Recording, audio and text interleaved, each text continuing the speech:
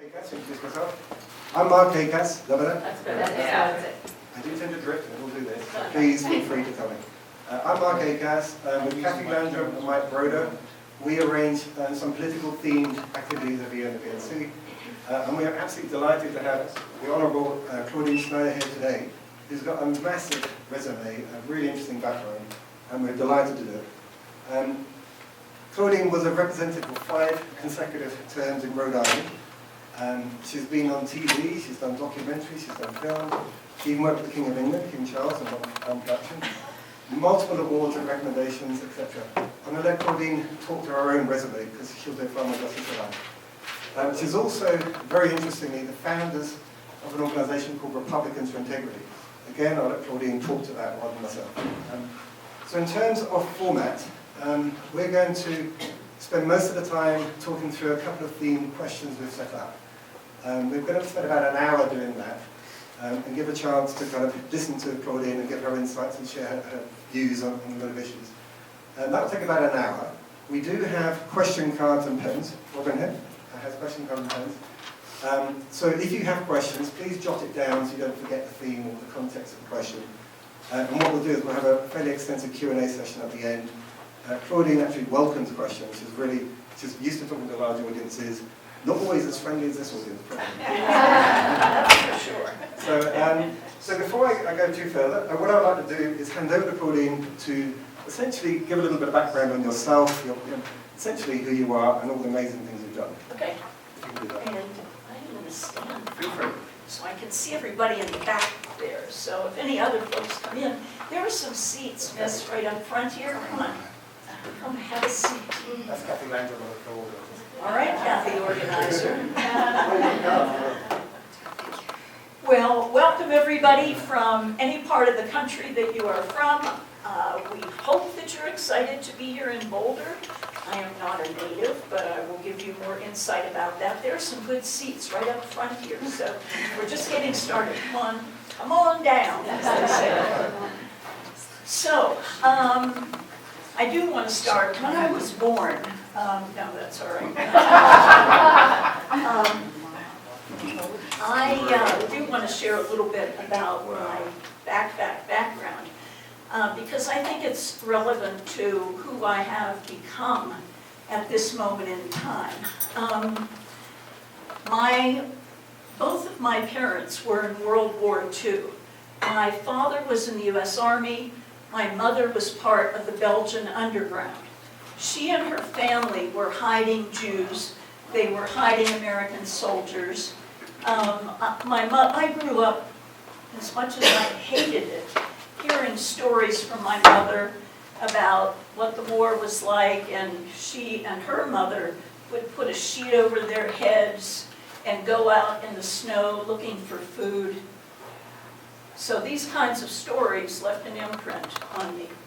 And zooming ahead, I thought, why do we even have war? This is a ridiculous thing. And I was pretty young at that time, maybe 10 or 11 or something. And I thought, well, my parents said I couldn't be an artist, which I wanted to be. And I couldn't grow up to be a dancer, which I also wanted to be, or a nun, which I thought that would be a good thing, to be a nun. They said, you have to do something that is more serious. Not as a nun, but an artist and a dancer. So I thought, you know, if you could speak the language of different people with whom you may come in conflict, then we could prevent war. So I became a language major. I studied French and Spanish. And then when I got out of college, I realized, oh my God, the future is going to be China. I need to study Mandarin. But at that time, they weren't teaching Mandarin in colleges. So I went to night school, and they had a course at American University where I learned Mandarin. And I thought I would enter the Foreign Service so I could build bridges of understanding.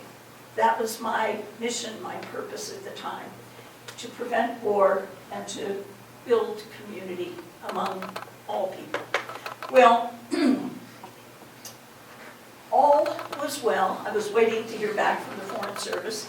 fell in love. My fiance moved to Rhode Island. Love drew me there, and I also got cancer at that moment. I was 25 years old, and the doctor said, you have cancer of the lymph system, you have a 50-50 chance of living. And I thought very deeply and prayed, what is my purpose? Because my mother and father always told me, everyone is on this earth for a reason. And I was just 25. I had been a pretty good sister and a pretty good daughter and student. But what had I really done?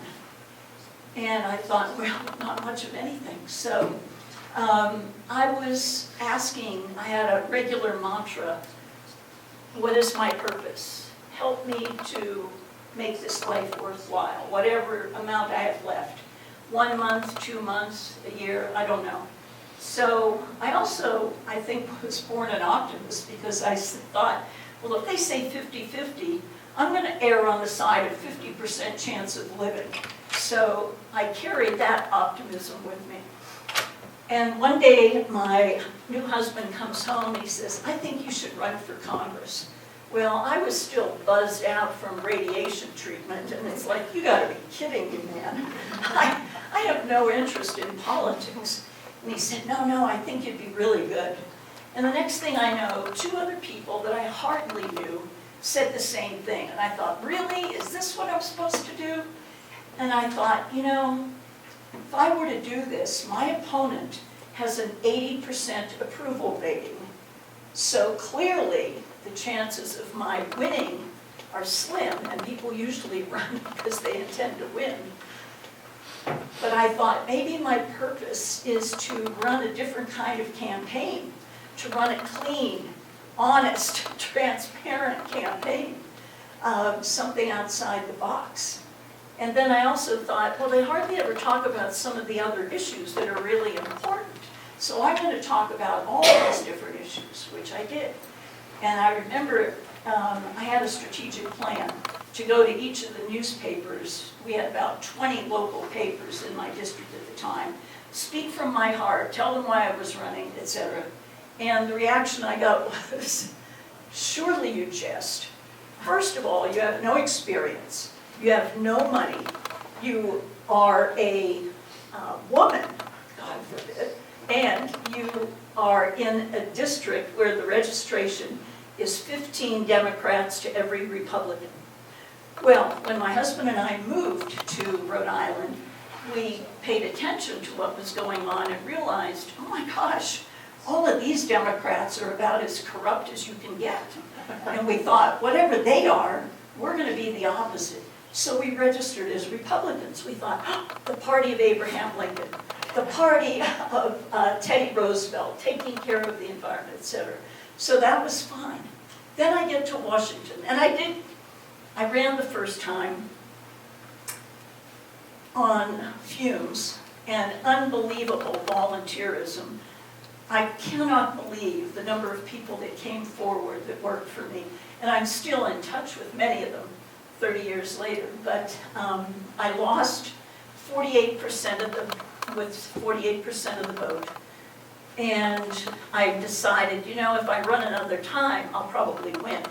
And I spoke to my husband about this. I said, you know, rather than talking about things, I'll actually be able to accomplish something. And he said, you gotta do it, you gotta do it. So I ran one. I get there, the first thing we are to vote on is the budget, the president's budget. All of you educated folks probably know that the president proposes the vision, the goals that he or she would like to see the country move toward. But it is up to the Congress, the House and the Senate, to determine whether they like those proposals or don't. And so I got the budget, being naive, and I said to my different staff people, you look at the defense piece, you read the education, you look at health, and let's come back tomorrow morning and decide what I'm going to do. Well, came back and we thought, no way can I vote for this budget, because too much of it is going in the wrong direction. So I was one of 2 people, 2 Republicans, and that year when Reagan got elected, I think, well, Rhode Island voted for Jimmy Carter that year, and I got elected. voted against him. My colleagues went berserk. They said, surely you're in trouble now. And I thought, I have to do what's right. I may only be here for another month or two, you know? I've got to maximize my time on this earth. So, sure enough, Ronald Reagan calls me to the White House. He says, why? Well, happily, I always believe in surrounding myself with people smarter than me. And so I had a Navy lawyer who was my chief of staff that analyzed the defense budget. And I said, Mr. President, you are asking for 8 F-15s, and the Joint Chief of Staff only won 4. That seems a bit excessive. And I said, in addition to that, you're moving money from healthcare into more defense spending. And I said, you know, this is a major issue for all constituents, all Americans. So he listened very intently. And it was clear I knew more about the details of the budget than he did. Well, after that, he respected me. I went back, all of my colleagues came up to me and said, how'd it go, Claudine? Are you okay? What happened? And I said, no, I just told him that I felt the budget was out of balance in terms of the needs of the people. So the next time we had a questionable vote, I had a few more moderate Republicans voting with me, and then the next time even more, and so the courage was contagious. And we had a group of 29 Republicans that didn't care if the vote was introduced by a Democrat or a Republican. What we cared about was, is this in the best interest of all the people? And we would meet weekly to go over the votes that were going to be coming up. We were, in terms of a derogatory name, we were called the gypsy moths, which were a plague upon the Northeast at the time. And of course, folks didn't want us to be doing what was right, in my own interpretation. But we did, and we ended up being the swing vote. So Ronald Reagan really liked me. He invited me to a lot of different briefings right beside Dick Cheney and Bill and the other members of the leadership in the Republican Party, even though I was a lowly freshman or sophomore. One briefing he invited me to, and then I'll stop and we can get on to questions, was about what was going on with the Soviet Union and the threat they seemed to pose. And after listening to those generals do the briefing, I absorbed it, but for a while I started waking up at 3 in the morning crying. And I thought, what is this? What? And I was crying because I was scared. I was thinking we could end up with World War III pretty easily. And this is what I thought I was here for. So, as it turned out, next morning I go to have breakfast with a Democratic colleague of mine. He said, how are you? Usually people say, oh, I'm fine. I said, George, I'm not sleeping. I keep waking up crying because I'm afraid we're going to have World War III. And I have always believed that if you could sit across the table and talk to somebody, that you can build bridges of understanding. He said, well, I think we could do that, Claudine. I said, I think we need to talk to members of the Supreme Soviet, right down from the premier. And he said, I think we can make that happen because I'm on the space subcommittee and we're working with some of these satellites and we ought to try this. So zooming ahead, he and I went out, we raised $100,000, we did a pilot project, we shopped it around to ABC, CBS, and NBC. ABC said yes. We said, we have certain criteria, it must be live and unedited. And they said, okay, well, we'll put you in the Nightline slot with Ted Koppel. And I said, no, we can't do Ted Koppel because he's too confrontational. We need Peter Jennings. So we got Peter Jennings, and he and I worked together coming up with the content for about 5 different programs. And I had a feeling that the networks would give us a rough time. So, about, we can't afford to do that. So I went around to a couple of corporations. I went to Levi Strauss, American Express, and somebody else saying, would you be willing to sponsor a TV show that does this? And so we walked in the door for the negotiation and said, oh, we have the advertisers for you already, not to worry. So it was easier for them to say yes. So we did that show. About that time, the Soviet Union was becoming less of a threat, and ABC gave us an Emmy. So we won an Emmy for doing that show because they believed we contributed to ending the Cold War. And I am going to stop there and happy to answer other questions, but you have a lot you want to get to. Thank you so much. Sure. This could be very interesting, I think. A lot of really interesting things there in terms of optimism, prevent war, win against the odds, do what's right. I mean, those are wonderful things. I do have a question to kick off, which is, obviously you went to politics back in the 80s. Yes. A long time back. You've been active ever since then. You talked about why you entered politics in the first place, but could you explain why you felt the need to create Republicans for Integrity in terms of, we may guess what the answer would be, but I'd love to hear your perspective. Okay. Could you also expand on what it is, its size, its goals, and elaborate on what you think is at stake in the upcoming elections? Well, that will take up an hour. That's So, in 2016, I watched the Republican presidential primary, and honestly, the person that I resonated with immediately was Kamala Harris. I thought, whoa, she's bright, she's brilliant, seems to be speaking from the heart. And then I heard Trump. And shortly thereafter, or before, I learned two things. One was that there were about 24 women that had accused him of sexual assault. And with a grain of salt, I thought, you know, maybe all 24 didn't. Maybe some of them are just looking for media attention or payout or something.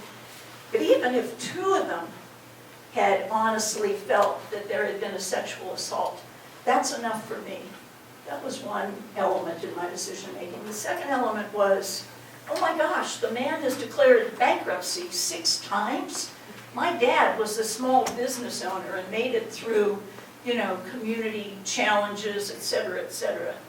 And so I knew a little bit about, you know, what it takes to declare bankruptcy, and having a dad that would never say, you know, I'm going to surrender.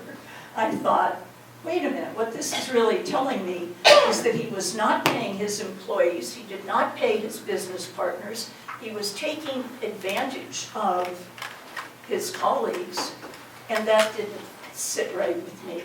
So the election happened. A lot of people thought that Hillary Clinton would win. I couldn't stay awake long enough to watch the outcome, and the next morning, friends are calling me, crying, and I thought, I gotta get to work. So, out of respect for my friends who were suffering, and I waited about 5 days, and then I formed Republicans for Integrity and started calling my former Republican House and Senate colleagues that I knew were men and women of integrity. And I said, we have to speak up now. There has to be a roadblock for Donald Trump. So let's focus on the Senate. I'll pick 5 races, and let's do op-eds and say, this guy is saying one thing, but he's voting another way, to really point out the hypocrisy in messages that go to local newspapers by Republicans speaking to Republicans. So I did a lot of the editing, and I understand you're from a journalism environment, and so I was using my language skills. Instead of translating Mandarin or Spanish or whatever, I was translating Republican into Republicanese and using those terms that Republicans usually resonate with. So needless to say, it ended up being a one-woman operation. You know, the guy said, yeah, go Claudine, go, do it. And I was exhausted, but we managed to take out 2 of the 5 senators. one from Colorado, one from Arizona.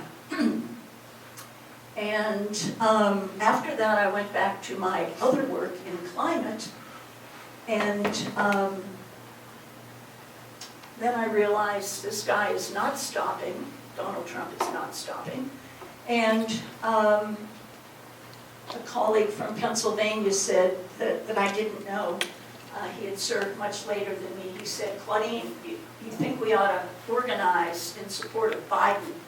I said, absolutely. I said, but you be number one, I'll be number 2 or 3 or 4, but we need to build a team because I can't do this by myself. And so right now we have a loosely assembled group of 30 Republican former members of Congress, meaning both the House and the Senate, that are going to be meeting, you're hearing it first, next week on the 16th in Philadelphia to say, you know, we are Republicans for Harris.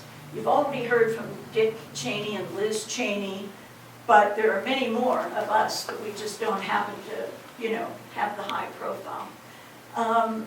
What are we doing now? In the 7 states, we have about 80 editors of newspapers. So we are writing op-ed pieces on everything from the state of the economy to the importance of character in voting for a person for the highest office in the land. So that is ongoing as we speak. It is exhausting, but you probably have seen that there are many other Republicans, more than 200 former government officials from at least 3 Republican administrations that are saying we cannot allow Donald Trump to be elected. We are all supporting Harris. But there are many other groups too. So stop there. Thank you very much. Yes. Do you want to stand up or sit down the whole I time? like standing up. I can see eye contact. You know, it's a thing for me. I mean, clearly there's a number of issues arising from the last election. Many false messages, depending which TV channel you follow. One of the big issues that gets discussed, again, from very different perspectives, is election integrity. Yeah. Depending which side of the fence you are, you're worried about fears of rigging. You're also worried about fears of interfering with the election results or manipulating the data or delaying. I'd be really interested in terms of, from your perspective, how real are the risks from either perspective? Personally, I don't see the rigging as a big issue. I do worry about interference. But do you have a perspective on that in terms of should people be worried about their valid votes being manipulated incorrectly? It may vary by state, obviously, the swing states really matters. Could you give some comments on that in terms of how you and your colleagues feel about that? Okay. How many in this room are therapists? What do we do with fear? What's the best antidote for fear? Got 10 things come to mind. Facts, listen, compassion, surround yourself with others who understand you. Okay, and you're dealing with fear? Those are Okay. Well, could you speak up? yes. Reality. Reality.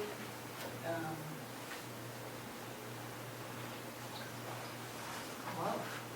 Reality, facts, love, and the one thing I will add to Someone's that. asking you to speak I up. believe you. Pardon me? Telling them I believe you. Oh, telling people who are fearful that you believe them. Okay. My brother's a therapist. I never asked him that question. Every single person who believes in honesty, in integrity, and democracy needs to take action. So, to answer your question, should we be afraid about election integrity? No. Because I believe, maybe this is a Boulder thing, what you fear you attract. And I don't believe in attracting failure. I believe in success, but it takes action, it takes work. So, I am on the board of an organization called CREW, Citizens for Responsibility and Ethics in Washington. they're a bunch of lawyers. And when they first asked me to be on the board, I said, well, why do you want me? I'm not a lawyer. And they said, well, we want you for your strategic and communication input. I said, okay, fine. Well, they are all over this election integrity challenge that we have. And for those of you who want more detail, I can send you a link to the actual page on their website where they go through the 7 targeted states and also Colorado. Why Colorado? Because they know it intimately, because you may recall last year there was a lawsuit according to the 14th Amendment Article 3 about one who has been part of an insurrection should not be eligible for office.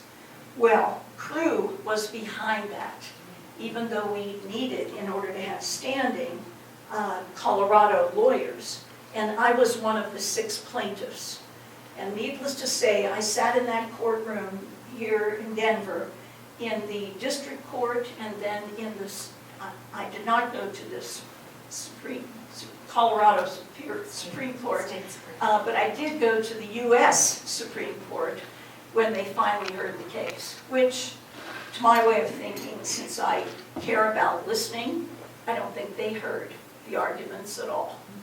And that's another issue altogether. So, at any rate, Crew is a fantastic organization, but they're not the only ones. They're working now in Georgia, which I mentioned briefly with some folks from Atlanta, that the ballot counting and the paper ballots and the whole variety of pieces of legislation that are being introduced by Republicans in the state legislature in Georgia are now under siege by those who are trying to protect the process, by Crew, by other lawyers, Southern Poverty Law Center, and many other groups. So when you want to know what can you do, you can be part of Colorado's effort to monitor the elections, to be involved in any way possible, locally, and however you see fit.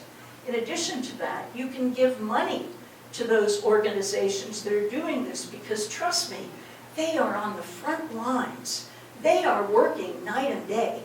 And if you think I was waking up years ago crying, I can't imagine what some of these lawyers are going through now, because the little amount that I know in comparison to the depth of work and the relentless work they're doing is unfathomable to me. I mean, I thank them every time I have the opportunity to talk to them. So my feeling is, do not be fearful, because you will attract what you fear. The antidote to the fear is to take action, and I hope I've given you at least 2 ideas of what you can do both locally and also in terms of the national effort. That's great to hear. Thank you for that. I also understand you do so many different things, but one of the things you recently attended was a Washington conference with a national group of mental health professionals. This is quite a juicy subject, by the way. And they were discussing mental health in relation to politics, etc. Could you expand on what came out of that conference and why it might be relevant to the upcoming election? We did distribute a link, I think, for the BNC to some of the speakers of that. Claudine was in the speaker list, they just haven't captured her video clip. Could you just share some of the outcomes from that, given those are national experts? So, they say knowledge is power, right? So, I kind of thought I knew pretty much about what was going to be said. But when to give you a perspective, this was the World Mental Health Association. And Dr. Bandy Lee is the head of it. And she has written a book and brought together a number of psychiatrists and other mental health professionals to contribute to a book and to participate in that conference. There were a number of different speakers there. There were 2 lawyers that talked about election integrity and what it meant by the followers of Donald Trump and, the different efforts they're making to disrupt And then I spoke, and I spoke about the importance of a working relationship between the President of the United States and the Congress, as opposed to a president dictating to Congress what they must and must not do, as we recently saw by a man who is not even president today, but he said, kill the immigration bill, so that he could have something as a campaign issue. To me, the actions of the Congress are despicable, because they are supposed to be representing all of you, not listening to some candidate for the presidency. So I elaborated a little bit on those elements. In addition to that, the other speakers on that panel came from the military. There was a brigadier general who very clearly said, and that may have been in the clips that you all received, that when anybody enters the military, they do an assessment. Should this person have a weapon? Should this person be in the pilot's seat of, a jet or whatever, a bomber? And the remarks that were made by those in the military, including a gentleman who had been an advisor to presidents about nuclear weaponry, were chilling. That was, to me, the most horrifying thing. And then the next panel was about 8 psychiatrists. And they all did very detailed medical diagnosis from afar, making it very clear that anyone with this type of narcissistic personality who seeks adulation more than anything, whether it be from the leader of of Russia, or whether it be, Elon Musk. The reality is he's subjected to flattery, and that old phrase, flattery will get you everywhere, certainly works with him. So, not to mention the other characteristics that he holds. So, I remember my dad asking me, well, what did you think of President Reagan? And I said, he seems like a nice old guy, like the grandfather I never had. And I wasn't that worried about him, nor George Bush, his vice president, nor George Shultz, Secretary of State, nor Jim Baker, the Secretary of the Treasury. They inherently were committed to the Constitution, to the rule of law, and to the American people. We do not have that now in the Republican, what is called the Republican Party. So the reason many of us Republicans have decided that we are going to support Harris is because of the threat that Trump poses. And the psychiatrists have made it very clear, this man is a loose cannon. So you might say, oh, I really care about abortion, or I really care about the price of food. Time out, you ought to care about who's at the top of the ticket. But it's also equally important to pay attention to the down ballot races. Because if you look at Project 2025, which is the roadmap for Donald Trump, it is horrific. And I have a summary of that. And some of the dictatorship is already underway. In Texas now, some of the schools are being required to, as you probably know, they're being integrated by the religious community. On the ballot here in Colorado, there is something asking if we can take money from public school funding and put it into charter and religious schools. Is that the way we should use our taxpayers' dollars? So this is permeating our country right now. So it's imperative that we speak up, that we have the courage. And I don't even think it takes much courage. And some people say to me, oh, my sister-in-law, she's a Trump supporter. And I said, well, you need to talk to her. Oh, no, we don't talk. Now's the time to sit across the table, eyeball to eyeball, and understand and listen. What do they care about? Because anything they care about is not being supported by Donald Trump. And even when we elect Kamala Harris to the presidency, her vision of what she's talking about now will not become a reality unless she has a House and a Senate to support those policies. So down ballot races are critically important, and sadly, the majority of people who vote in presidential elections only vote for the president. So we have to understand there's an important responsibility there for the other members of the federal government. Great answer, thank you very much. Slight change of direction, just to go change the subject. Climate change was a big theme in 2020. It's been an emerging theme for many years. It seems to be surprisingly low in the current election priority list, but it's still nonetheless very important to many people in this room, to all of us. I know that you've probably spent a large part of your life as a keen advocate and an activist and done programs and done international things on this issue. Can you share your thoughts and insights on the actions in climate risk and how it may play out in the election if it's relevant? Woo! How will it play out? Let's look at North Carolina now. I'm freaking out, asking some of my contacts, are people going to be able to vote there? And same thing in Georgia. So they're working on it.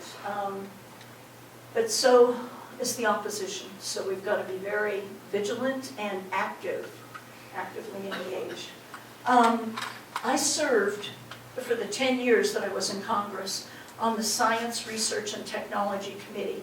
I loved it. I went to every hearing. It was, enlightening, and I just learned so much. But one of the constant themes year after year from the scientists was that it looks like climate change could be serious. And the warming of the planet is something that we need to take action on now, we believe. And I said to my colleagues on the committee, even if they're wrong, don't you think we should have an insurance policy to prevent anything that might be horrible happening? Well, I then being in that position of power was wonderful because I could contact our national laboratories all around the United States, the best and the brightest, and the universities and elsewhere. And we put together our roadmap on Global Warming Prevention Act. That bill I introduced for the first time in 1988, and it was an omnibus bill, so there were different parts to it, one on transportation, one on agriculture, regenerative agriculture, a whole variety of topics that relate to climate. It was pretty amazing to me. As you know, if you introduce a bill and you're in Congress for 2 years and you have to run for re-election, you have to start all over again. So I had about 30-some co-sponsors in 1988, and in 1989 I had 140 co-sponsors of my Global Warming Prevention Act, which is unheard of today. And the reality was we were able to pass pieces of the bill. In other pieces, once I left Congress, I thought, okay, I've got to get President Obama to push on this. And so I continued to try to push these solutions. And many of you, when you go to buy a refrigerator or a TV set, you'll see the Energy Star rating.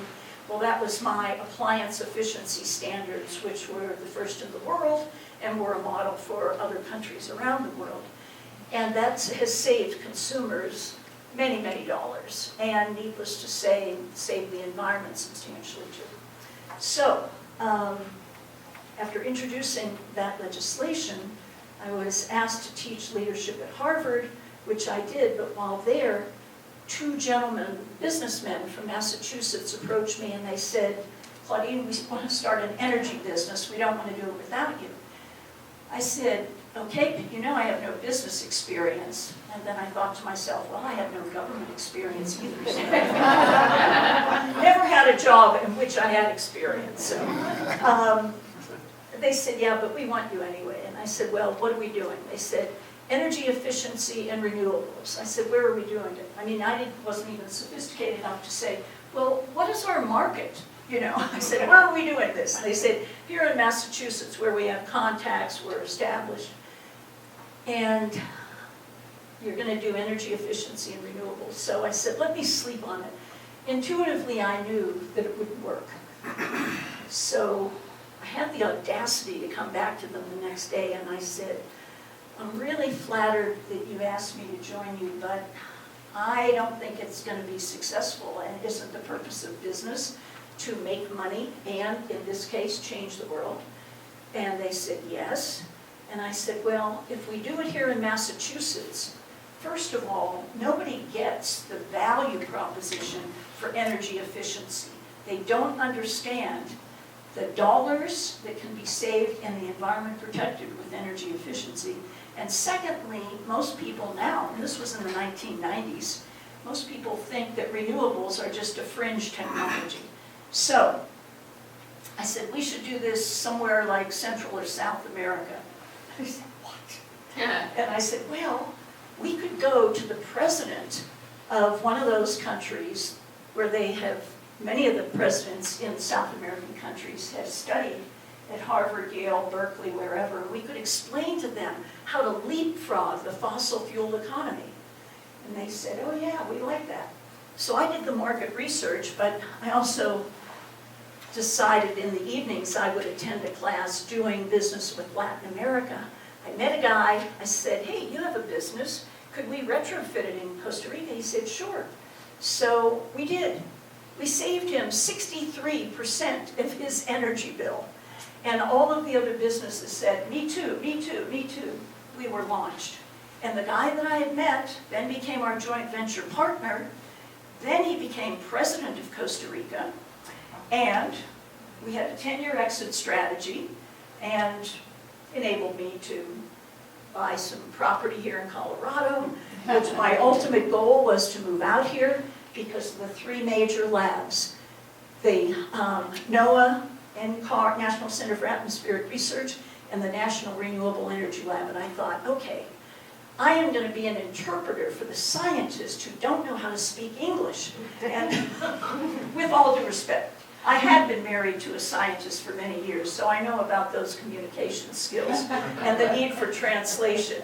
And then I realized, no, I have to learn to speak economics because it's the economic driver that's going to make it work. And I have been a consultant in the climate field for 30 years or so. National Grid, many of you know, in New England, but they are in England, the country England. I had been an advisor to them, and they are now recognized as one of the most progressive utility companies in the world. I found out that EPA was starting an effort, voluntary, much to my dismay, under the second Bush administration that would enlist corporations to reduce their greenhouse gases. So I managed to become senior VP of a firm here in Boulder, and I said, I want to be on the phone. I want to hear what these corporations are saying, what they're doing with their greenhouse gases. So I remember calling. I couldn't say I was with EPA. I said I was calling on behalf of EPA as a consultant. What are you doing with your greenhouse gases? And then you'd hear a really long pause, and then they'd laugh and say, well, you know we're a bank. We don't generate any greenhouse gases. And I said, well, excuse me, don't you have lighting and heating and air conditioning in your buildings? Yes. Well, you are responsible for those greenhouse gases.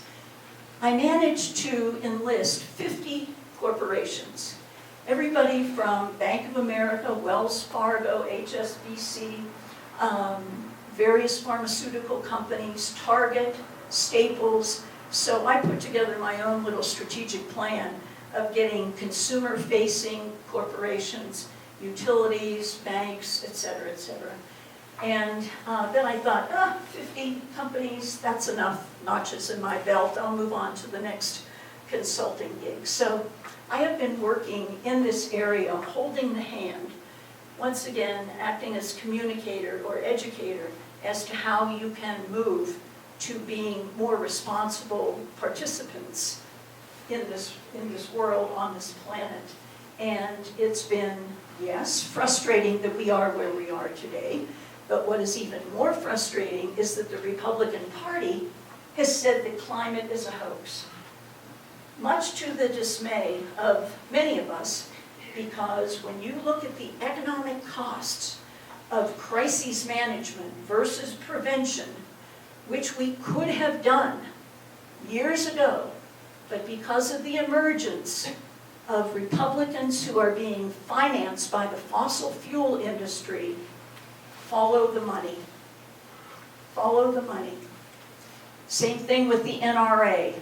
If you look at who gets most of the money, and now I'm speaking with corporations and I say, look, you have to understand that there are no longer two parties.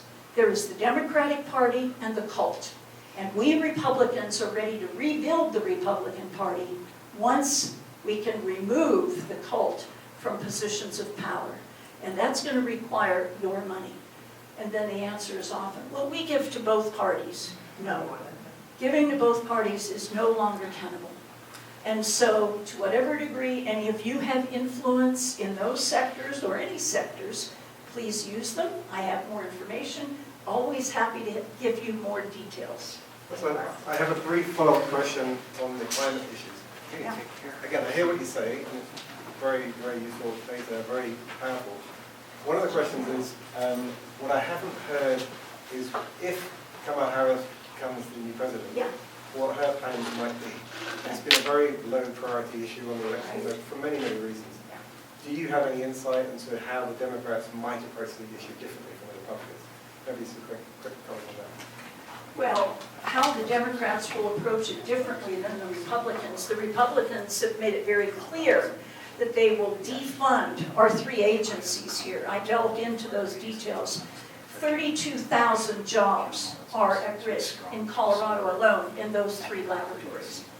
So, also, it has been made very verbal that the Republicans intend to make major cuts at EPA, which has a lot to do with methane and a number of other environmental concerns. And so, for some reason or other, money.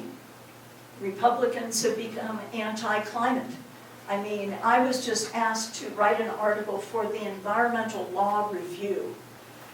Once again, not being a lawyer, but they wanted me to write on biodiversity. And I had introduced legislation, and Ronald Reagan signed it, calling for the International Treaty on Biodiversity. And when I wrote it, the editor got back to me. He said, well, you're mentioning the intention of the Republican Party to eliminate the Endangered Species Act. And I said, yes, that's right. So I had to send him a copy of the bill that the Republicans introduced. These are things that often go unseen. So if I'm speaking in generalities, happy to give you the specifics, but the reality is that the way it will be different under the Harris administration is she will maintain the incentives that are included in the infrastructure bill and the other, what was the other one? Inflation. Thank you, yes. Okay, so she will maintain those. The Republicans say that they will eliminate them. So that's a very clear difference. Now, I attended a lecture yesterday at Colorado University. The professor there I've worked with, she focuses on ethics and sustainability at the graduate law school. And I have worked with her on ESG. How many of you know what ESG is? Okay, not everybody. It stands for Environment, Social, and Governance. And it is a whole sector of the investment world that only invest in those socially responsible corporations. Well, last night, the woman who is the Director of Sustainability for Wells Fargo was talking about how she felt that the incentives, the carrot approach as opposed to the stick approach that the Biden administration had introduced was really good for business. So when you hear Republicans say we're going to tear down all of those climate-related incentives, that is going to hurt business big time too. So one of the things I often do is connect the dots, because people will look at issues in silos or in isolation, but the reality is this is something that will have a vast impact if they were to eliminate it. It's kind of a scary answer, but thank you. That's why we need to work, team. I have another 2 questions to talk with, and then we'll open up to Q&A just to give you a quick time check. Another slight change, well, big change in direction. This is on to international events. These loom larger at the moment, and we have 2 long-running wars in Ukraine and the Middle East. For some in the country, these are far-off places and not particularly relevant to the upcoming election. To many others, these are serious personal concerns about what directions they take and how the USA may be involved. It could be your children, your grandchildren, friends, relatives, etc. I was doing a quick check before coming out today. We have family in Central Europe and the UK. Yeah, I have a grandchild 560 miles from the border of Ukraine. We have many people in the room, they have friends and family in Israel going through all sorts of trauma, and maybe Palestine as well. So, can you, from a political perspective, give commentary on how you see the Democratic and Republican strategies differing post-November election, potentially, and how that might take these major calamities forward?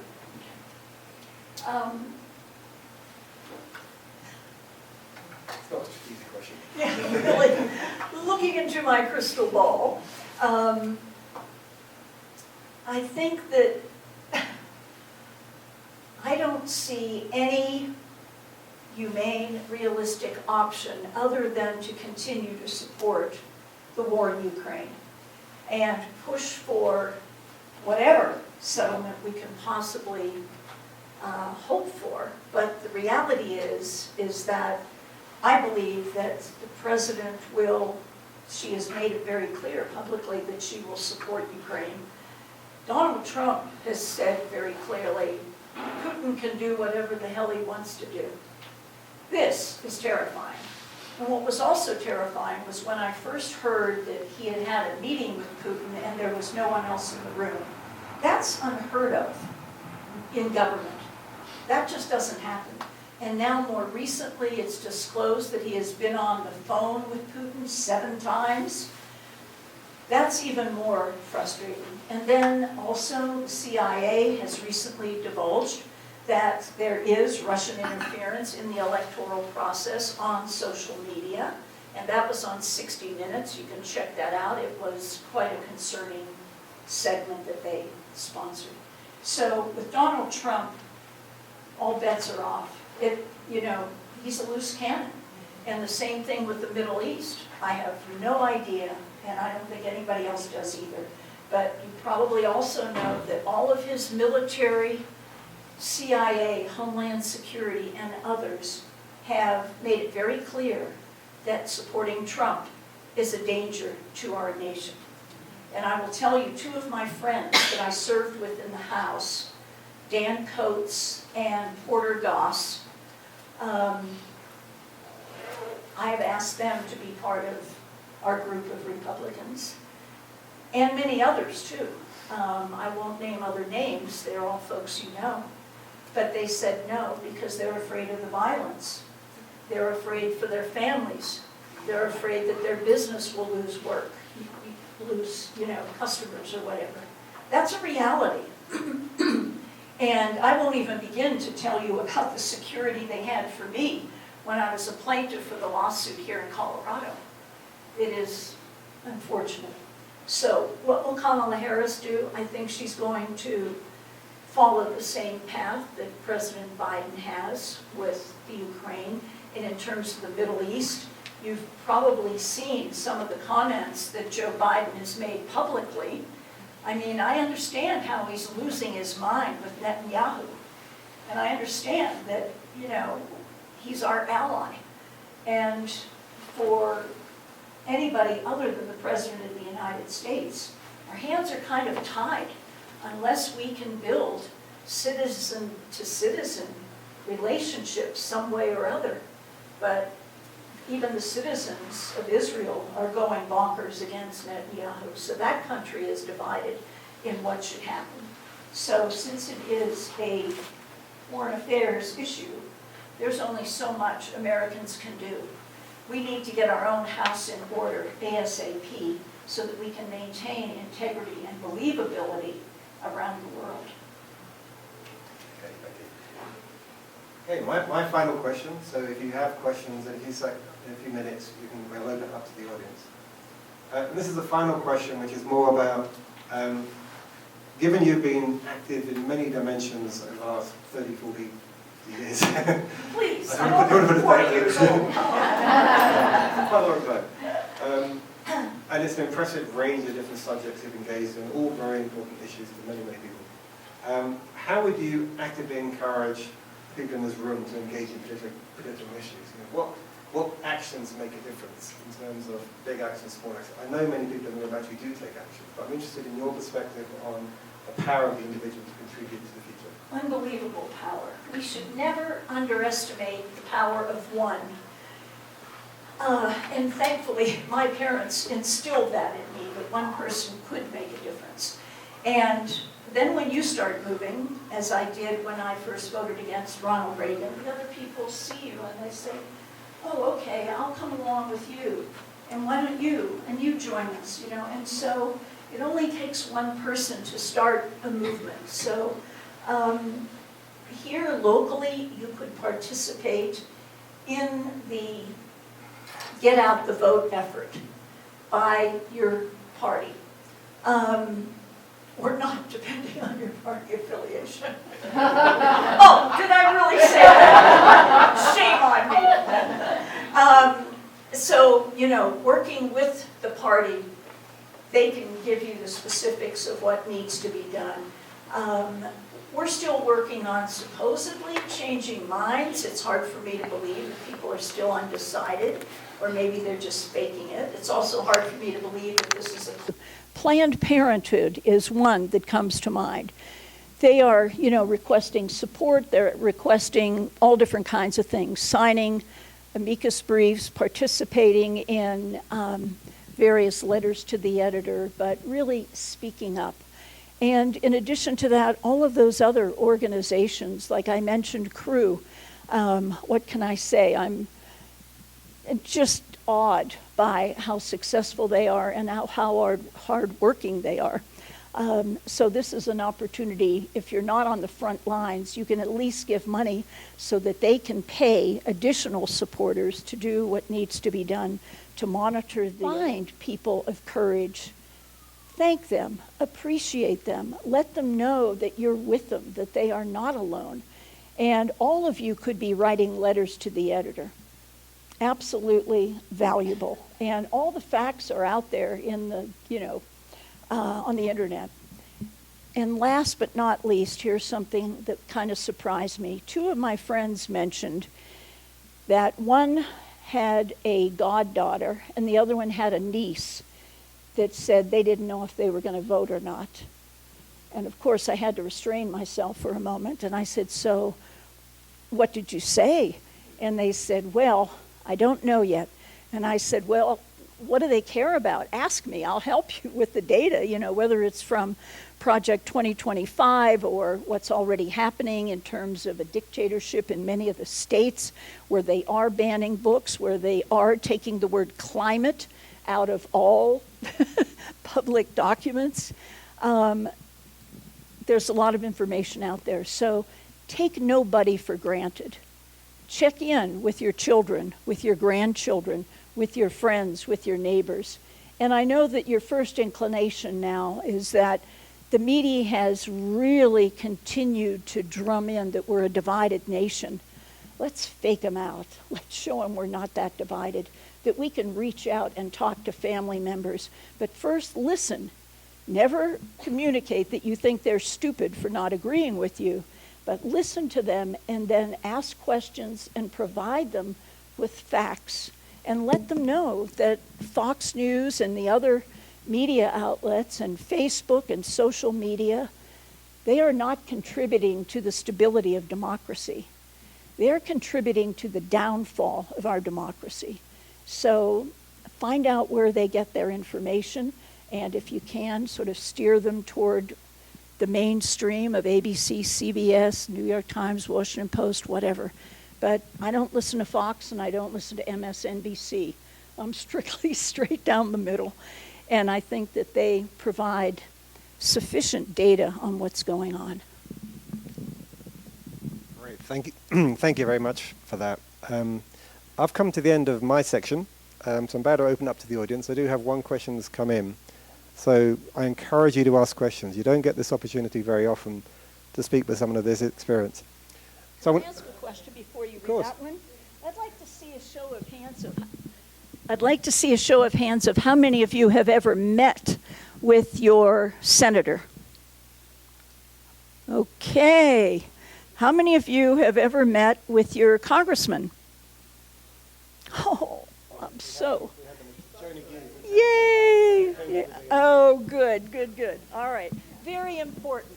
Stay in touch, communicate what's important. Right. So Kathy's handing out the bits of paper and pens. So if you have questions, we can give you the mic. If we do give you the mic, please ask to be brief in your questions. Get to the point. Of course. Just say your name. Just say your name and introduce it. No, you can say it. You can say it. Of course you can. Why are you not a Democrat?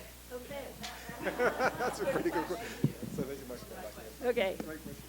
So, everybody heard the question, why am I not a Democrat? Because there used to be such a thing as moderate Republicans that are fiscally conservative and socially liberal. And I think that a number of us, there are a few of us, 30 that I mentioned, that have become Democrats or independents because they just can't stand it anymore.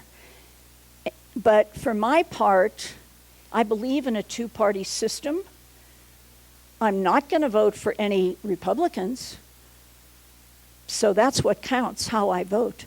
But I believe that somebody has to stand firm so that when these guys are voted out, we can reconstitute a real Republican Party, which we do not have now. Shall we have her? Come right up.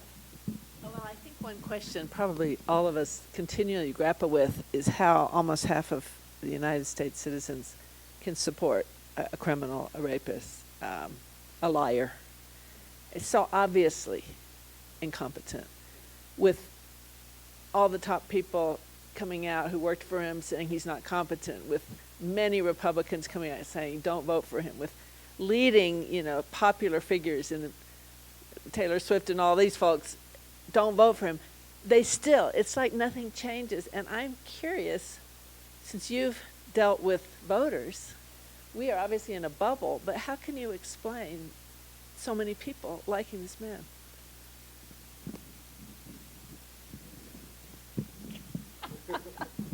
Yeah, if I could answer that, that would be, I'd amaze myself. So I ask the same question all the time, and everybody, is asking that question.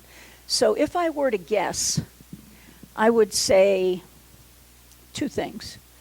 One, once again, the media and their sources, where they're getting that information.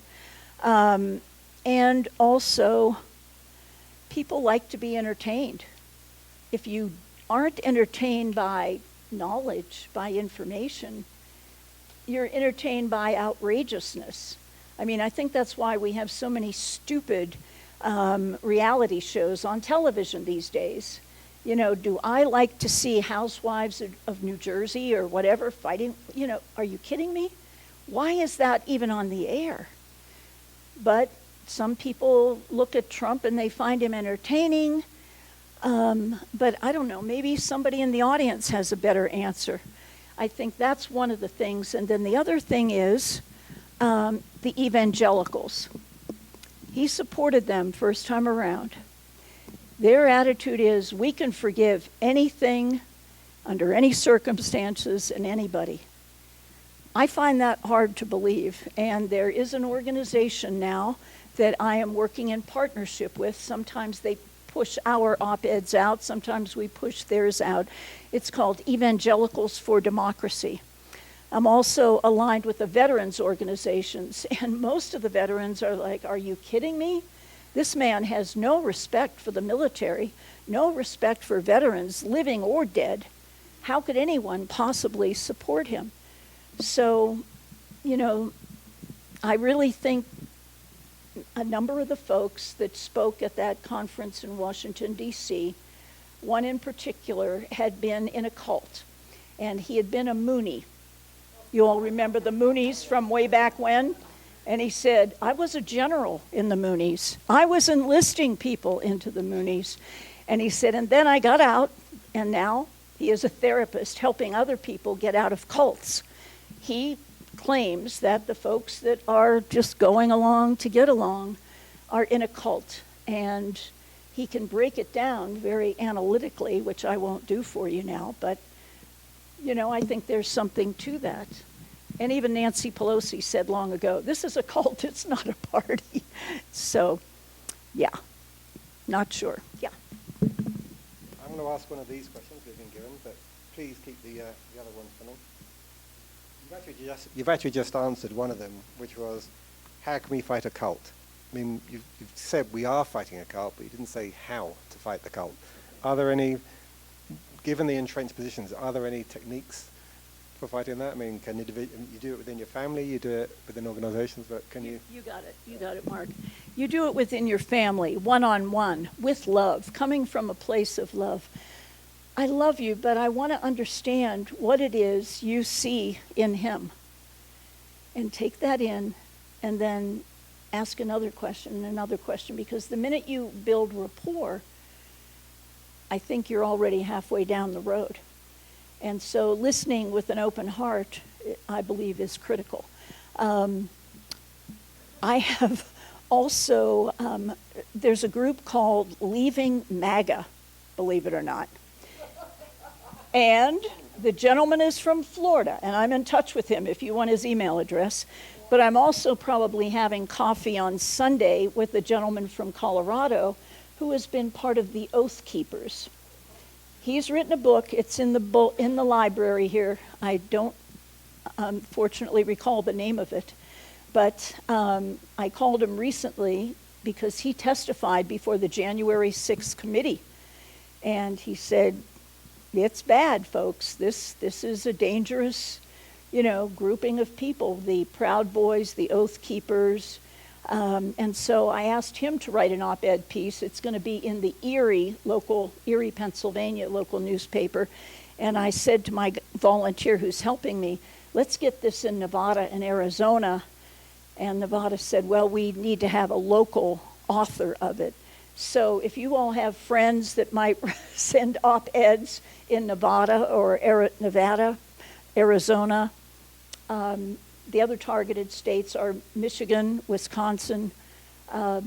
Please urge them to write op-ed pieces because they've stopped taking them from us if we are not members of Congress from that state. So, but we have a lot of content, and we can send you something we've sent out with content. You can retrofit it to your own use. But I think that cults are real. It takes work to get out of them. There are folks working on it, and there are some folks that have escaped, and they're speaking out, and I'm trying to give them as much of a voice as I can figure out how to do. Thank you. I've got three more. I'll ask one more, then I'll ask if the audience have another one before this. One of the questions was, you mentioned Crew, and they're a very active group of lawyers advocating and fixing things. The question is specifically in context of Project 2025. What's their mindset towards 2025, the Project 2025, and what are they doing about it? They are not specifically working on Project 2025. The Center for American Progress is getting out information on it, but Crew is primarily focused on elections and corporate giving to seditionists. And I was just on a call this morning, and they're going to be putting out the most recent list of those corporations that are giving to those people who deny the outcome of 2020. Well, when that first came out, I circulated it to a bunch of my friends and others, and Toyota was at the top of the list. And then I saw so many reactions from people saying, oh my God, I am never buying a Toyota again in my life. So there was a huge backlash.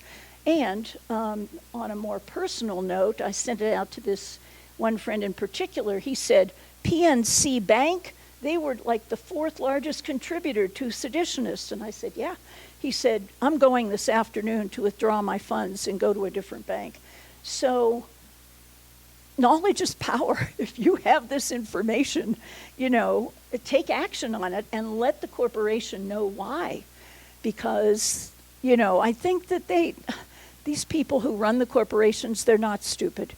They're either going to do what they believe their customers want, or they're going to act in the name of greed. And we know who those are already, right? So. I hope Subaru is okay. In the context of what you just said, one of the questions came in was about dark money playing an increasing role in elections. This is since Supreme Court decision 2013, I think. This is a massive, massive issue. And again, as a European looking into the American system, I cannot believe how long your elections take. They never stop, and they spend billions. It's more than national debt. But in that context, what are the steps, look, I'm just taking your question, what are the steps we can take to reform electoral financing, realistically? Okay. I really want to make you guys happy, but what can I say? I also want to speak the truth. As a freshman, I was on one of the first task forces to look at campaign finance reform. And I was pretty excited because I thought, wow, this is a good thing. And I'm honored because I'm with all these other senior guys. And the first meeting I went to, I was kind of quiet, as we women sometimes are when we get into a meeting of people who are senior to us. And I listened and followed the flow and then didn't say anything. But that night I got a sore throat because I'd been thinking about a lot of things, but I guess they just got all jammed down there. And then the next meeting I went to, also, I listened and I thought, well, why don't we do, but I didn't say anything because I didn't feel sufficient, I guess, experienced enough to be contributing ideas at that moment. So got another sore throat. And I thought, all right, I get the message. I got to speak up. That's why I'm here. So I did, and it kind of fell flat, my idea. A couple minutes later, one of the other guys on the task force said, why don't we do X, Y, and Z?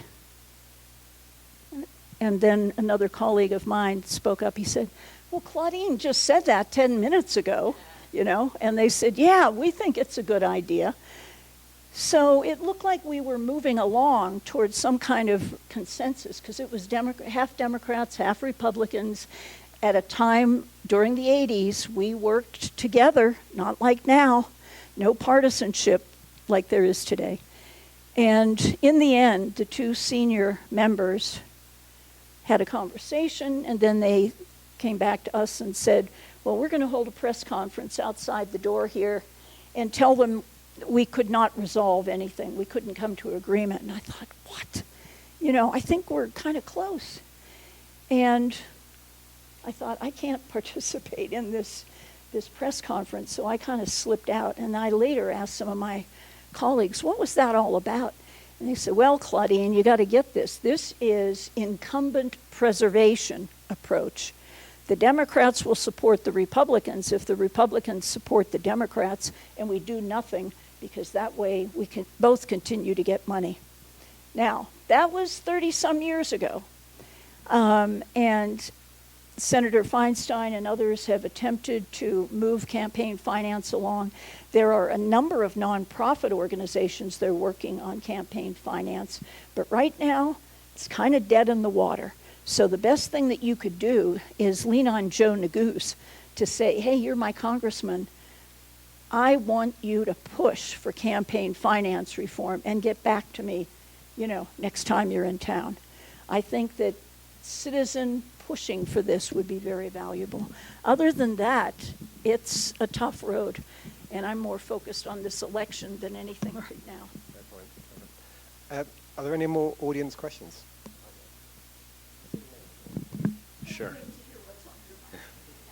Harry Krensky. So I want to ask you a question going back to the 1980s and then bring it forward. So John Kennedy or Pierre Salinger, whoever you believe, wrote a book called Profiles in Courage and talked about people like you who sort of were courageous and in the middle. And that was more common in the 1980s. If you come fast forward now, both parties don't seem to like people that are in the middle and trying to find compromise. And I guess the question for you is, you know, do you ever envision a time where bipartisanship returns, where these divisions get healed, and is there a pathway? And just a sort of a minute part of that question, one of the most, I guess, depressing things about this election is the fact that Mitt Romney, a man who I always thought of courage, can't take the last step of courage, and I wonder if you could comment on that and put it in perspective. I think all of you should write a letter to Mitt Romney. Really. Doesn't matter whether you're his constituent or not, but say you've been a long time admirer of his, you know, moderate and collaborative approach to governance. And we felt that he was a leader, and we want you to lead now in this election and join his other Republican colleagues and support Harris. So writing a letter to him, I think, would have an impact. Or write an open letter to the editor in the newspaper to say, you know, dear Senator Romney, here's basically that. Yes, there was much more collaboration during the 80s. I mark Newt Gingrich as the turning point in '94 when he was saying, we're all going to sing from the same sheet of music. We're all going to say the same thing. And you notice that now. You know, Trump will say one thing and lightning fast, it's being repeated all over the country thanks to Fox News, et cetera, et cetera. So, yes, I do think we will get back. And it has to happen soon because there's too much at stake right now. Climate is at stake. Our economy is at stake. The dollars it's going to cost to remediate after the hurricanes, the tornadoes, the forest fires, the drought that will affect the cost of our food, these are all dots we need to connect for people. So right now you're seeing in the TV ads, or at least I'm seeing them, how they are criticizing one of our congresswomen here in Colorado for voting with Democrats. Boy, people better be supporting her, Idira Calaveo, and let her know that we appreciate her voting sometime with Democrats, sometime with Republicans, because we have no respect for people who march lockstep with partisan politics. We put country above party. I know there's some people in this room campaigning for her, actually. There's more questions. Just, Cindy Goldrich, hi. First of all, thank you for so many things, but I'll talk to you about that later. But thank you for mentioning Yadira. If anyone here wants to campaign for her, there's an office. It's only 30, 40 minutes away. They need people every Saturday and Sunday, especially if you speak Spanish. You can go canvass for her. So just going to say that. But what I wanted to ask you is, can you speak at all about the school choice issue and the fact that part of Project 2025 is let's just get rid of the Board of Education? Yes, that's what I mean, the Department of Education. I'll let you speak because I don't want to. Well, I remember that same Republican primary debate when I think it was Scott Perry or the governor of Texas or somebody said, we need to get rid of these 3 agencies. And he forgot one of them. But one was the Department of Education. And I am not one that is knowledgeable about history. I'm more future-oriented. But if we look back in historic times, it was the purpose of many cultures to keep the citizens stupid so that they could rule with an iron fist. That's what I think the Republicans are trying to do, divide, conquer, and keep us dumb, and put women, you know, barefoot and pregnant. So this is what we're fighting against. And ordinarily, I would see more smiles on people's faces. So I'm sorry I'm hitting you with the real truth. But more importantly, I hope that when you leave here, you'll be more motivated to help in her campaign. I haven't met her yet, but just from the negative ads that I see, I'm thinking, wow, I really love that woman. And how disgusting it is that the lying that's taking place, you know, and since I had an Emmy, I thought I better use it. So I wrote a letter to the president of ABC News for the presidential election. And I said, we former Republican members of Congress are asking you to do real-time fact-checking. And I thought, I'll get one of my colleagues from New York to deliver it to the headquarters and get it to the president. And we were all set to go. And then I remembered I knew a guy. So I called him. I said, can you get this to the president? We did. We got it to the president. So when you heard David Orr, no, not David Orr, Muir, I know a David Orr, David Muir fact check about the cats and eating cats and dogs, I'd like to think we had something to do with that. And I think that the other area of attack is for all of you to communicate with the media. Let them know what you want to hear, what you want to see, because I also went to Channel 9 since I had an intern that put me in touch with the station manager here in Colorado for Channel 9. I did this 2 years ago, and I had breakfast with him, and I said, can we, under the political ads, can we prepare now for when we are having ads on TV? Can you put a runner across the bottom of the ads indicating that this is not true or 10% true or 50% true? And he said, I love the idea, but the First Amendment. And I said, look, I know you make all your money on political ads. So we need a new business model on how to deal with this. So this is very much in my mind now. And it is technologically possible to do real-time fact-checking with the scroll across the bottom. And I think that's something else, since now you know it's possible, talk to people about it, spread the word, write, you know, to an op-ed and say, why aren't the television stations doing this? So I did check with Crew, one of the lawyers that's primo on the First Amendment and freedom of speech, and he said, yeah, you know, you're free to do that too, so we can do this. I have a vague recollection. France has something where you're not allowed to make political lies, outrageous political lies. One of the European countries has got some legislation against outright lying in public. I'll do research on that. Paula. Hello, I'm Paula Yoon. You mentioned a couple of times the importance of opinion pieces, op-eds, and I think those of us of a certain generation probably do read those.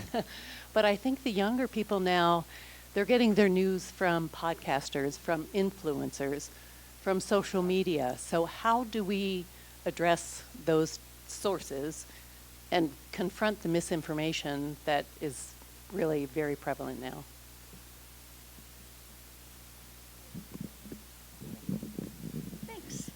Being of your baby boomer generation, I've been struggling with that for over a year. How do we do it? And I sent a note out to a bunch of different folks. Do you know if there are any national student newspapers? Or is there one at least in Colorado? And I just saw an article this morning. I don't know the source. I just read the headline. It says, why college newspapers need to return, or why we need college newspapers again. I have no answer for you. I wish I did. Getting to influencers, fortunately, there are some organizations that are doing that. I cannot name that organization off the top of my head. But there is a group that is holding briefings to raise money for certain nonprofits that are focused on just this sort of thing.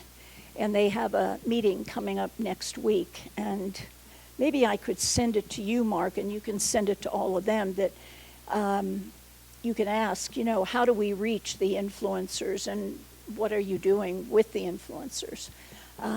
But I'm stuck. Yeah, I wish I had an answer for you. I did have a college student from Providence College who's been in touch with me, doing volunteer work for me, and he wrote a great op-ed, and now I'm kind of struggling. Where do we get it printed? That people who need to read this, how do I get it out there? So if any of you have the answer, contact me.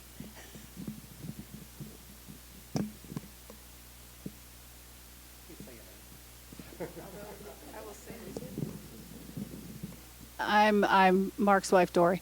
I'm going to say something really controversial because I'm a little cooler than some of the folks in the room. All of us can talk a lot about TikTok and the influence of the Chinese government, misinformation, whatever. If you want to know what Generation A, preteens, tweens, Swifties, what's going on, just get out there, because all of the Gen A below and everyone below, anyone who can vote sort of from 18 to 25, all the content's out there. And I'm telling you, Harris Walls is killing it on TikTok. It is just the most hilarious campaign you've ever seen, because they say nothing. They republish Trump and then meme it to death. And then they say this is paid by Harris Walls. So they take his stupidity and they throw it out there, and the kids are loving it. So if you want to be relevant, I know all of us have, ethical and cultural issues with TikTok running the world and being owned by China. I get it. But it's also a place where many, many, many startups and entrepreneurs are making a really good business and a lot of money, and that's a place where they can reach customers. So if you're brave, it is great entertainment. But do it in pieces, because your head will explode, right? Yeah, but you can follow the Harris Wallace campaign, where she's directly reaching out to younger generations, and it is pretty fascinating to see how well they've done. So there's a suggestion.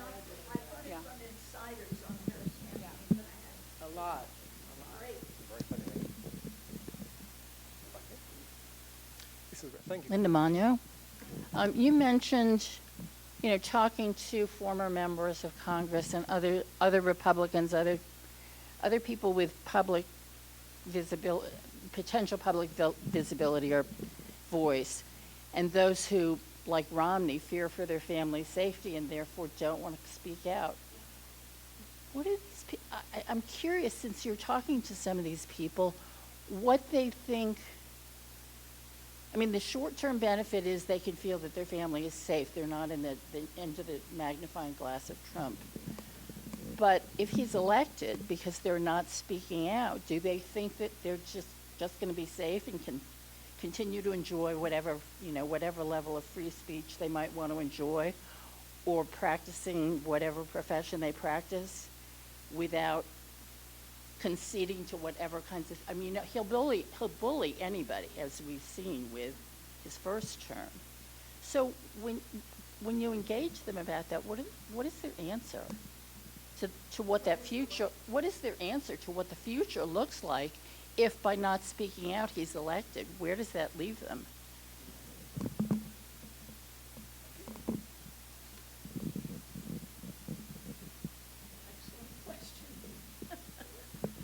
Sadly, they don't think beyond. They think in the present moment, and they think, well, I have a business here, I have 75 employees. If I speak out, they all, the company may go under.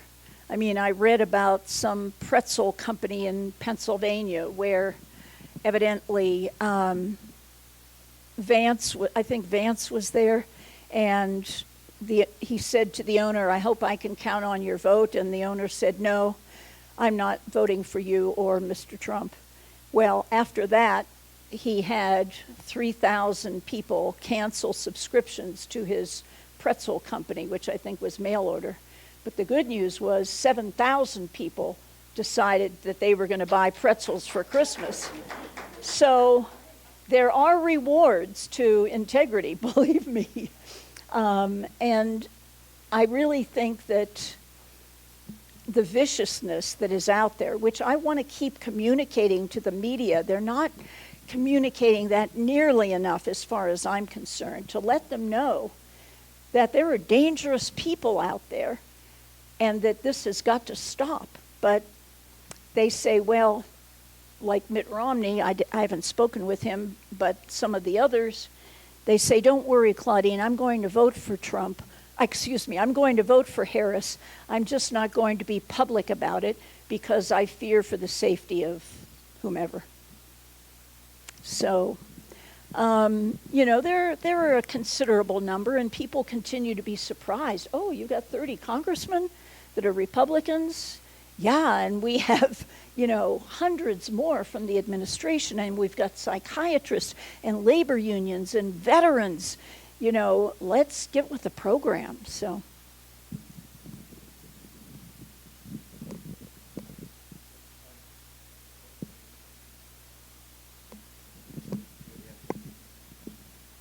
Hi, Linda Ray. I just want to follow up on that. Really good question. Your integrity and your speaking out is utterly refreshing. And I can't imagine that you haven't gotten pushback to the point that you have felt afraid for safety. And I just wonder if you could speak to how you handle maintaining your sense of purpose and your integrity in this environment.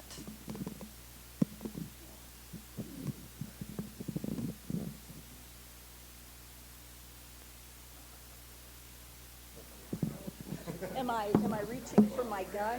No. That's what we thought. We all thought you were going to pull out a Glock. Not reaching for my gun. I'm not pulling a Kamala Harris.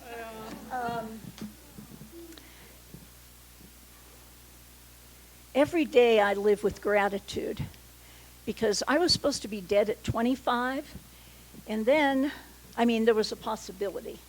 And then at age 50, two oncologists here in Boulder said, get your things in order. And that was more than 20 years ago. So I figured, number one, I don't always listen to doctors. And number two, I feel that I've lived each day to the fullest. And that raises an issue that I'd like to share with you, and that is about self-reflecting, each of you, on your purpose on this earth.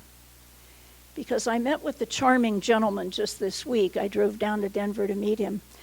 And he was saying, I'm trying to find my purpose. And he was older than me. And we had a lovely conversation.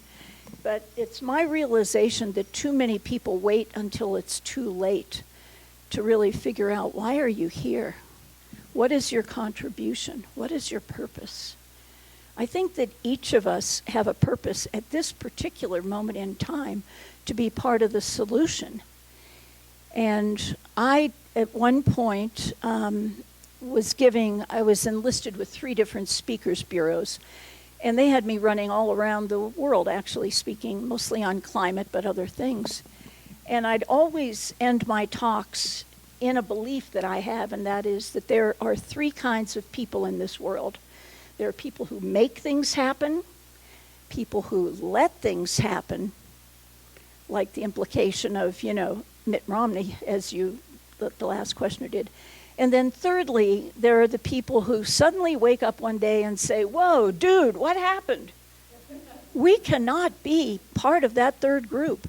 We must be part of the ones who make things happen. And you don't have to be a congresswoman. You don't have to do anything that I've done. But you do need to understand why you're here at this moment in history. Because it is a pivotal moment in history. And, I'm calling up the troops here and now to mobilize all of you to figure out, what is it? What number of things? Is it getting family? Is it getting friends? Is it working with the local organizations, working on one of the campaigns, or sending money to some of the groups that I've mentioned? But we all can do more. And what can I say? I lived close to Reagan and World War III, what I thought might be World War III. But at this moment in time, it's more serious because it's internal as well as external. And so, you know, if you have that nephew that is belligerent and doesn't want to talk to you, find a pathway to love on him and say, look, come with me. Come this way. So. That's a great answer. I think there's one question at the back. We'll be wrapping up relatively shortly. I want to leave a little bit of time for mingling at the end, so if there's any one-to-ones you want to do as well. Some of you may not like this. I have had some luck, however, in writing a paragraph or so to a cousin of mine who is very pro-Trump on the immigration issue and racism. I've also written to some college sorority sisters, not all of whom are liberal as I am. And my paragraph is about January 6th. And what you may not like is I say to people, I don't care who you vote for. I don't care even if you don't vote. What I care about is we cannot have another January 6th. We cannot as a nation. And so what I've done is include the 1-minute video of that terrible day where people in the Capitol were hanging news for Pence and were marching in the Capitol. If we had blood in the Capitol, that would be the end of the United States as a leading nation. And I hope that somehow that will register with people. Whatever else is going on, you must not let this happen.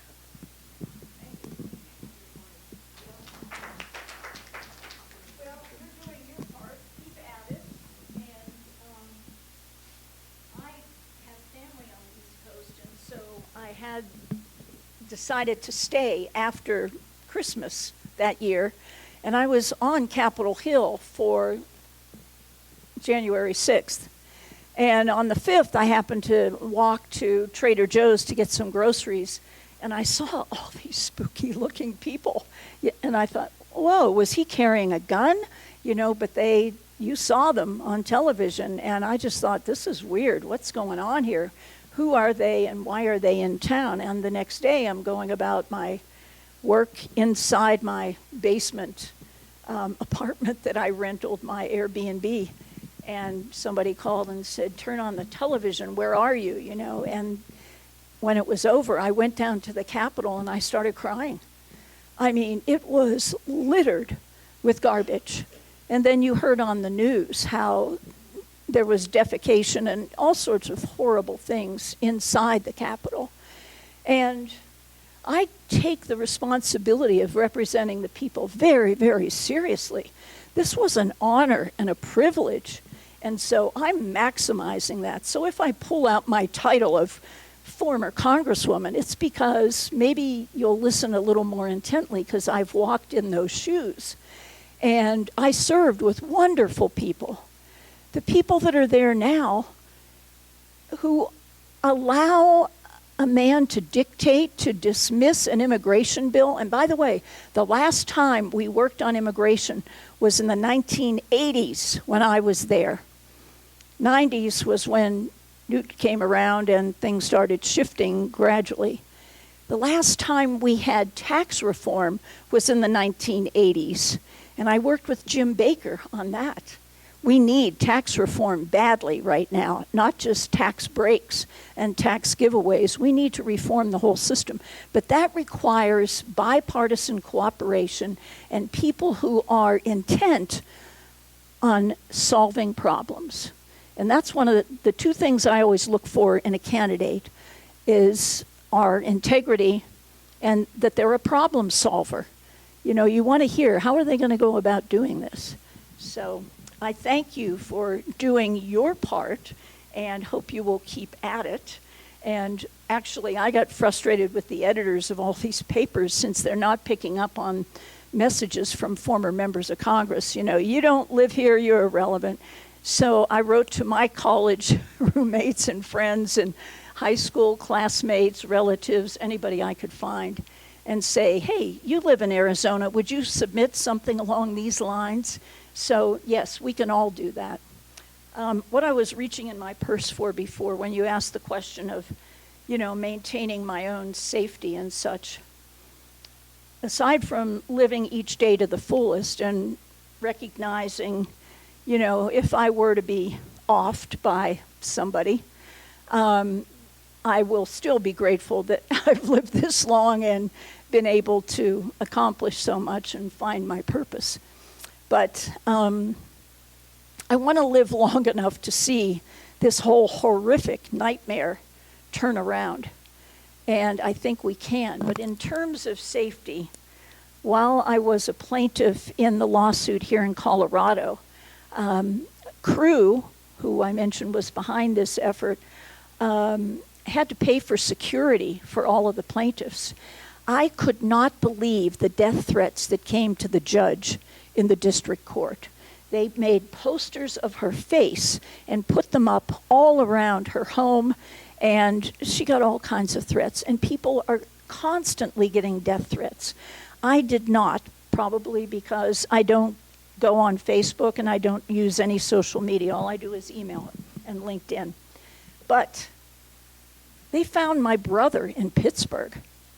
They found one of my clients in Minnesota.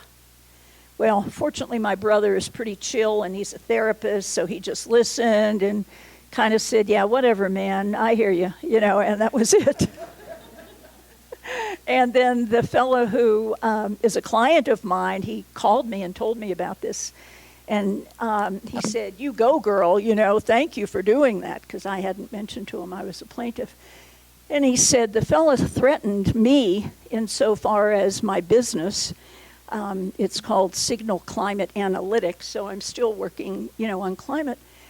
And he said, the man who called said, well, I have 30,000 followers on LinkedIn, and I'm going to write to every one of them, telling them not to do business with Signal Climate Analytics. And so the founder said to me, Claudine, I'm not worried. We're probably going to get 30,000 new customers. So, that's the thing we need to keep in mind, that sometimes courage is rewarded. But I did get something under the mat at my front door after the whole Aurora situation happened. And as we speak, who is down in Aurora now. It's kind of when I say his name, so excuse me, I can't. But I got this. And I was sitting at my kitchen table working on my computer, and I saw somebody come to my front door, and I thought, oh, they're probably dropping off political literature. But it says, an armed cartel has taken over apartment complexes in Aurora. What's the real story? And what does this mean for Boulder and America? Scan to read the story. And so that is what. So I called my friend, the former chief of police here in Boulder. I said, what do you think? She said, well, call dispatch and tell them to circle around your house. Well, I then went to my neighbors. I said, did you get this? Oh, yeah, I got it, and I got it, and everybody in the whole neighborhood got it. This is the kind of fear that these people are trying to put out. And that's why our moment of courage is upon us right now, to be fearless and to speak up and not put up with this kind of garbage. Okay.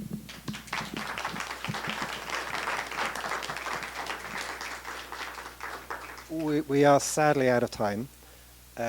Obviously, I want to thank Claudine for being charming, interesting, and meaningful. It's very valuable content. Really appreciate the openness and the sharing. So I want, again, please join us in thanking Claudine for her wonderful contribution. Can I just say something? I want to thank all of you for coming here today, because you knew somewhat what you were going to get, so thank you. And also I want to thank you in advance for everything you do from this moment on to preserve our democracy. And welcome to Boulder. I have some business cards here I just had printed up for this occasion, thinking, well, since I'm going to mention Crew, and a lot of people out here haven't heard of it, it has Crew's website on there. So feel free to take one of these. And you're also free to be in touch with me, but keep it to a minimum. I'm kind of swamped right now. But if you need answers, you know, I have a link for Project 2025, and you can just plug in education, or you can plug in whatever.